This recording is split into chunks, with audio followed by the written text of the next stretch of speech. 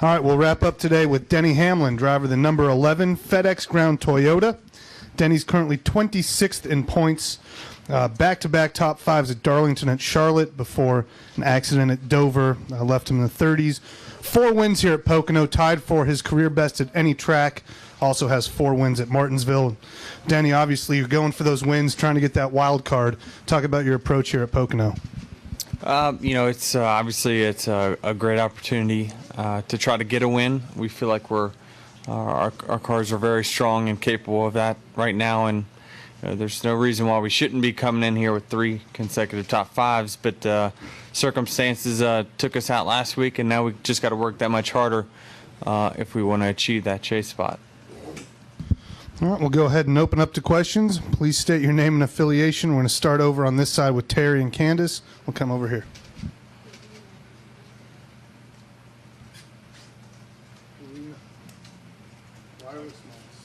Let's go ahead and ask. I can hear you. Denny, Toyota announced this week that they're going to make some changes within the new program, maybe dial it back a little. Where do you stand on that, and what do you think will happen? Well, obviously, it's disappointing from the driver's standpoint. We feel like things were really going well for 10 weeks or so, and then we had a couple of episodes. I think that TRD has identified the issues. They brought us all together and talked about our short and long-term plan to fix it. So they're going to do everything they can. Obviously, they want their first championship, and so they're going to do everything they can to get that. I feel like in the offseason they obviously took a great step forward in power. It showed up on the racetrack the first 13 weeks, and then with some issues, now we've got to dial it back some and see if what the payoff is from power to reliability, because ultimately with this point system you just don't wins 30th is worse than a win is good. So it's just you've got to finish these races, and that's what all the teams identify. Denny, this is Candace Smith, tracking the circuits. I heard in passing, and if it's not true, let me know, that since the repave, you're not feeling as comfortable here, and you used to do quite well. Is there memory muscle, though, and is it something you're hoping to get to and just really make this once again one of those tracks that you just do great? Yeah, I think you do drive it the same. I think that what you need to do to go fast around here is the exact same, but with no tire wear, since it's a new surface, track position is the biggest factor. So you need to qualify well.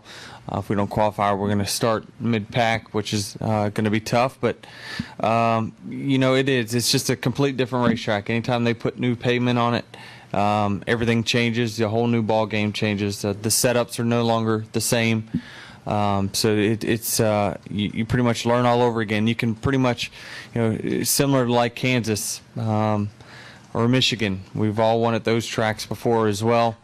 But you can really take all your past winners and throw them, all your statistics out of the window once a track configuration changes, and it has here at Pocono. But we still run really well here. So I'm as optimistic. I feel like the way we've been running, we can win pretty much any given week. So we've got a little over 10 to get it done. We'll come up front here to Reed, and then we'll go Lee, Nate, Bob.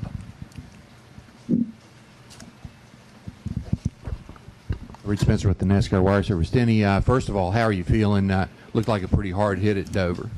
I feel pretty good. Actually, afterwards, I felt the best after that Dover race. Of course, I was 20 laps short of the finish, but better than I'd really felt there after any Dover race. So I think that physically everything was good. It didn't affect me at all. Obviously, it kind of caught me off guard when it did blow and hit the wall, so I really didn't have time to get tight or anything. So everything was pretty good. And starting 17th as opposed to having a chance to qualify, does that change your approach to the race and what you have to do? Yeah, one thing is because we've been on such a qualifying roll, I don't know what our average is this year with me in the car, but it's been pretty low. So I think that obviously not qualifying will hurt us. It also, we're going to lose a practice in the sense of trying to get a feel for what we've got for power and things of that nature. So I think that we would like to have practice, but everyone's in the same boat. In 17th, it's not too big of a deal. This race is long enough where you can make up for it. But obviously, if you qualified inside that top 5, you'll have those optimum pit selections for the pit timing marks. All those little things help you finish well. So obviously, it'll hurt us a little. Lee Spencer, Fox Sports. Have you seen the replay of Jimmy jumping the restart with Juan Pablo on Sunday? When you look at guys, a lot of times we have restarts and guys lay back. Who's really the best competitor out there at hosting other competitors and getting them to jump the restart? It's really tough to identify one person that really everyone kind of plays the games at the end. But if you're not the leader, you can't play games. You have to just do whatever the first car does, and if you get beat into the first corner, then so be it. That's why that guy is the leader, and he has that right. So I mean, there's some guys that have toyed around on restarts all the time. I've done it, and everyone's done it at some point. But I don't think that there's really one certain person that is worse than another. Nate Ryan, USA Today Sports. Denny, you're now I think 74 points out of 20th. Have you looked at, and is it still feasible to you? I guess if you win races, it takes care of itself. But knowing that you're like almost more than a race and a half that you have to make up there just to get in the top 20 to become wild card eligible, have you looked at that? Have you made the numbers? Yeah, this point system's tough. I mean, it really it's we're in a hole. Obviously, it gives us a chance at least to based off of wild cards, but there's just not enough bonus to run it well in the top 5. Like I said earlier, that the 30 to 35th. I mean, on performance, I can't make that up in the next 10 weeks. I'm not going to run. I've got an average now 2 spots better in each race on performance just because I had one bad finish for the next 13 weeks. So that's a crusher as far as that's concerned. So that part of it's tough. But obviously, if we do win a couple times, more than likely, I mean, we were edging our way and we were going to be in good shape had we not blown that tire. We would have been down in the 40s to 20th with plenty of time. Now we set ourselves back to where we're pretty much where we started again. So it's we've done the math. We know what we have to do, but obviously we know that every bad finish just it hurts us that much more. Can you still do it on your own, or are you going to need other guys to stumble? Well, like I said earlier, it was a double blow with Tony winning. I'm happy for him. But either way, him and Juan at the end, it was not looking good for me, I guess you could say. But I said earlier, we weren't going to keep those guys from winning. They were going to win at some point. Same with the 78. I feel like he's going to win at some point. So I'm going to need to get 2 wins. It's going to be, if I get 1, then it'll put me in the mix. But then I'd have to leapfrog those guys in points, and with the bad finish that I had last week, it's going to be pretty hard to do. So I'm going to have to rely on, I think, 2 wins and then barely get in that top 20 at the end. Bob Hocker, Sporting News. Considering where you're at in points, do you hold up your hand and tell Toyota, I'll take the most horsepower? And, I mean, if it blows, so what? You're so far back. Yeah, I mean, it's something, me and Darian have talked about. Maybe if it gets down to maybe if it gets Richmond time and we've then eliminated ourselves, then maybe we become the test car. I don't know. But right now, obviously, like we saw this past week, we can't afford to be the test car because then we don't end up in the top 20. So we got a race and a half to make up just to get there, and obviously another bad 30th, which you got to figure something in the next 13 weeks is going to law of averages is going to happen. So we can't afford more than one, that's for sure. So I don't think we can afford to be the test car right now, but possibly later in the year. We'll go Dustin, Jim, then wrap up with Claire. Dustin Long, Motor Racing Network. Denny, you guys talk about all the time, the emotions, you have to keep those in control because things change from week to week. But as you go through this and what, the highs of getting top fives the first couple weeks back and then what happened last week, how are you able to control that? How are you able, is that more of a challenge than any other normal year? Well, I took, it was frustrating because, we just were making big strides, and then really, from the number standpoint, that one bad finish just took us all the way back where we started again with now less races to do it. So, we've got a huge task, but, you just can't miss 5 races and expect to be where you want to be in points. It's just not going to be possible. So it's, you reassess your goals, but, also take into consideration that, that's probably the second best I've run at that racetrack, and had, that circumstance not happened, had we not just run over something, we would have had a shot at a win. So, at least feel like we've turned the corner at that racetrack, and if we were to make it, that I would not be not looking forward to Dover as much, going back there for a chase race. So the good news is for us is we're starting to take our bad tracks and slim them down to fewer and fewer where we can't win at. Now, it's really kind of road courses where we have run good enough, but we haven't got that win where those are our weak tracks at this point. So, yeah, we just reassess our goals and change them every single week. But obviously, every week I go out, I'm gonna drive as if I need the win, and obviously it takes its toll maybe on your competitors because you don't let as many pass you and things like that. But we're in a little bit different situation than everyone else is right now. Do you feel, and I know you talk about having 2 wins, do you feel like you need to get one of those 2 wins by New Hampshire, July? If you look at here, look at New Hampshire, even Daytona, those are tracks you can have success, especially New Hampshire. Do you feel like you don't get one by New Hampshire that pressure builds on you, the team, whatever?